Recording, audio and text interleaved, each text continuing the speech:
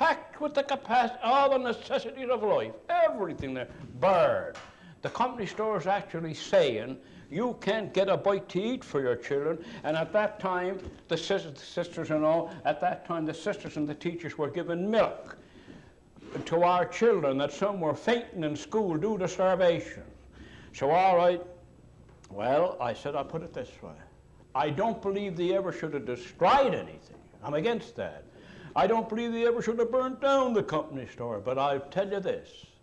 I think that if a man, his children is hungry, and his wife is hungry, and through no fault of his own, and he can go into that store and take that, and later on, if he have any opportunity to pay it, I said, I believe he's justified in doing it. He said, yes, that's what I believe. Because I said, but I don't believe he should have burnt them if they did burn them. But always keep this in mind, though, that we did find out that after the coal company stores were burnt in 1925, the coal company, and you know this, Bill, were handsomely paid by fire insurance of the Hartford Insurance Company of New York. Handsomely paid. They didn't get it insured for riot, but they got it darn well insured for fire. Yeah. And I might say that I was in the 1925 raid in the company stores, and I happened to weigh about 30 pounds at the time. I was a young fella, and in this particular store, and I was the fellow that lifted up for two of the men, grabbed the hold and lifted, tear down them telephone wires. We tore down the telephone wires. But there's some humor to it too. And the men were there at the door, and they said, all we want is something to eat for our family. So they surged in the store, and they got in to the grocery part and the meat department, and they started getting stuff. By and by, the fella comes down with a roll of oilcloth in his back, and he says, make way for a hungry man. And we had another fellow that walked through, they had a hoist outside for hoisting up big furniture and stuff like that, and we had a fellow come in half drunk, and he said, I'm going to get something out of this, and he grabbed a bureau, and he walked out, and he thought he was on the ground floor, and he fell 20 feet with the bureau in his back. And if he had been sober, he'd have broke his neck. But he was relaxed and down on then after we'd be having a little rest, you know, after the organisation, we'd be sitting in, a bunch of us, you know, that were organised, and they'd be telling stories, you know. A fellow said to me, he says, Archie, he says, they tell me that your people, Scotch people, are awful mean, awful tight. Well, I said, I don't believe that. I said, I believe it's the very opposite. Well, he said, no, he said, you know, he said, I heard a story, and the sister will be more impressed with this than the rest. He said, I heard that your father and his two brothers, when they came out, he says, they went out to a church out at number 11, Passchendaele. And he says it wasn't called Passchendaele then, but it was called St. Anthony's Church. And when they went in, there was a mission on. The mission fathers were there. And he said, your father and his two brothers walked up, right up, prominent, of course, he says, and they went up in the front seat. And he said they just landed up there when the mission father said, now, gentlemen, this is our last night here, and we'd like a little collection, and we wouldn't want the lowest, it'd be $1. See, well, the mission father have a habit of saying that anyway. And whether they had any money or not, he said, your father and his two uncles got in a huddle. And he said, just before the collection came, your father let on he fainted, and his brothers carried him out. So, I guess now, ladies and gentlemen, our time is about up. And as far as we're concerned, we come any time at all. Like, if we are any benefit to any student, or our stories are any good to them, for what sacrifices, and we're trying to impress upon people the sacrifices that were made so people will get an education today, particularly the ones in the elementary grades and the lower grades. We'd like for them to understand what people went through and the sacrifices they made for the education. And I'm going to say I'm very thankful to be here. We'll come any time at all, any time at all, and we'll talk to a group anytime they want us, because we're on pension, we got nowhere to go. And if we can help in any way, I'd like to come. And I want to thank you this evening for the hearing that we give us. Are you recommending to young people today that work in the mine, young men? Yes, under this, yes. Would you recommend young men? Well, under the conditions that they have today. Yeah. And of course, you know, You know, there's one thing about it first coal mining is concerned, no matter where you're at, no matter what condition, all coal mining was, you know, you have your trials, tribulations, disasters and explosions, you know. But you see, but under the coal mine system today, you know what, I couldn't get in the coal mine today.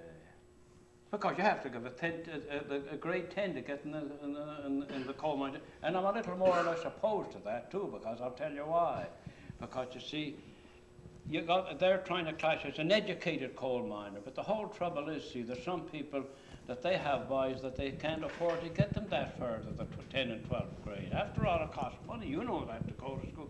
But yes, if I was a young man today, I wouldn't go under the conditions I went under, because that was, of course, that time was economic compulsion, I had to go.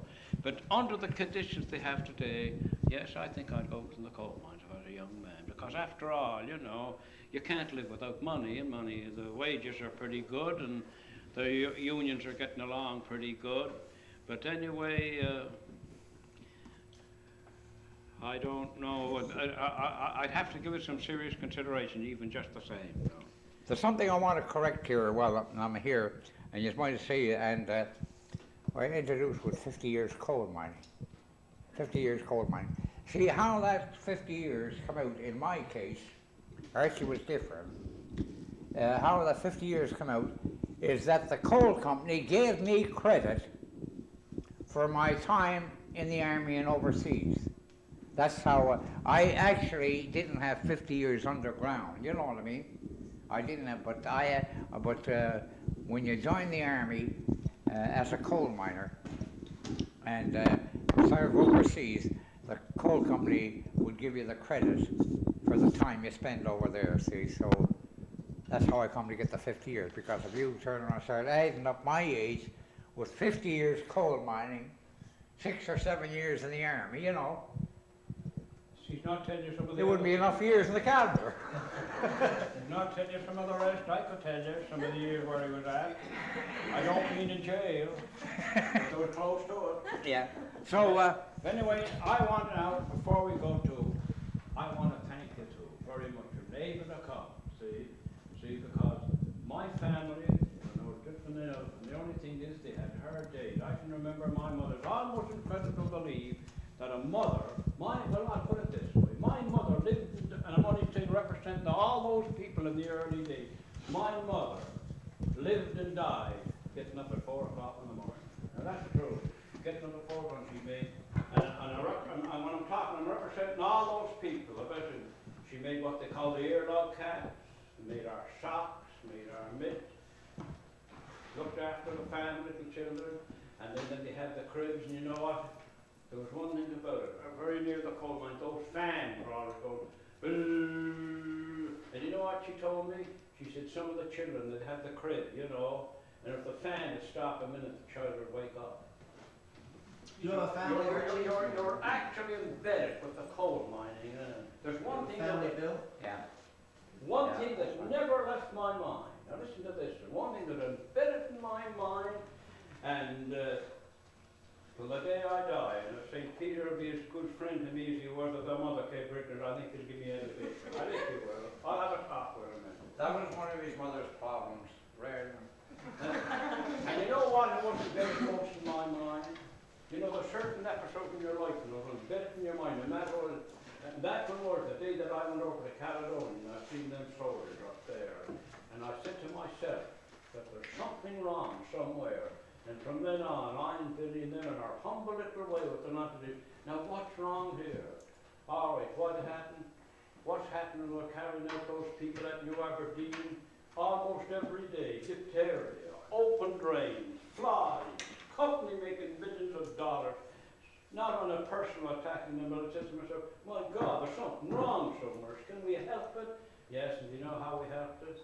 We organized, but we had one awful lot. You know what? That even first our mothers were against us because they thought it was an awful thing. Union, you know, union was called a dirty word one time, but later on now we see what it was. And that's one of the things that embedded in my mind. And I always feel, you know, that I and Billy and all those fellows, as long as we do something good, I feel it this way, that as long as I'm doing something good to help somebody, Never mind about me, I'm not worrying about me. If they can say what they like about me, they can do whatever they like about me, I don't care. Because the main thing is, when you feel within yourself that you're doing something right to help your fellow man, I don't think you've got a thing to worry about. So my friend, I'm not going to say goodbye, I'm going to say so long, and God bless you all. Thank you.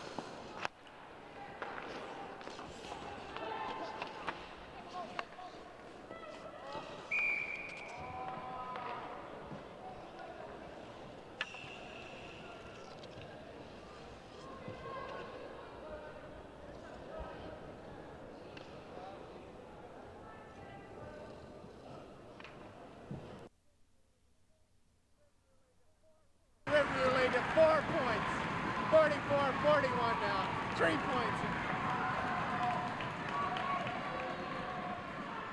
Tommy Bonds now with the ball. Guarded closely by Charlie Shepard. Beautiful play, another play by Jared McNeil as he bats the ball away. Greg Chesson runs down the floor. He slows the play up back to Charlie Shepard. Jared McNeil has just stuffed 2 Riverview players as they were going up for a shot. Scott Latham tries desperately to make a steal, but uneffortly he knocks it out of bounds. Dana Gallant now comes in, take the place of Stephen Alldale. Gallant, a veteran on the Riverview High School team. He's the oldest player. Chesson now at the bottom of the corner. Back to Gillis. Gillis back to Chesson. Chesson sees Shepard open, decides to pass it to Gillis. Gillis back to Chesson. Riverview seems to be playing a tough defense. They're playing a zone defense right now, Gerard, and I think that's the ideal thing to do in this close game. Charlie Shepard just puts one off the rim, and he's calling a foul. I believe that's his 5th foul. And he better be quiet or he's going to be called the technical. That's Shepard's 5th foul of the game. He had complaints about that foul. Academy now calls a timeout. Wise decision. There. That's it right there.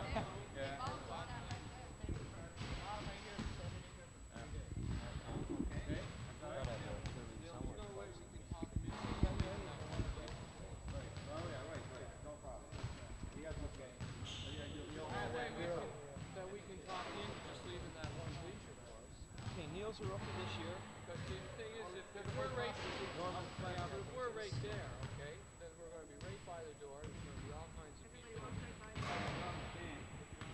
We can do it on that side. People around the stand. Can we do it on the other side?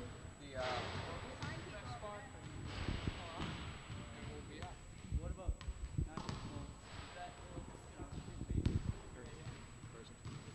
It says things still recording.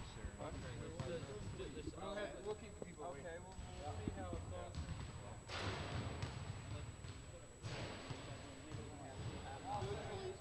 Yeah, all set. Just keep it. No problem. Keep everybody away from you. But I'll have it set up either roped off with police there or something. We'll just do both. We'll rope it off and we'll have police around. That's all. So I'll take extra police for each game. Okay? Can you put the camera up on the table? Just walk around.